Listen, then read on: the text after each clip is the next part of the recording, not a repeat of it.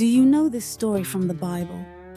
In Babylon, King Nebuchadnezzar built a golden statue and demanded everyone worship it. Shadrach, Meshach, and Abednego refused, standing firm in their faith. Furious, the king ordered them thrown into a blazing furnace, heated 7 times hotter than usual. The fire was so intense it killed the soldiers who threw them in. Yet, inside, the 3 men were unharmed, and a 4th figure appeared with them. God protected them, and they emerged without even the smell of smoke.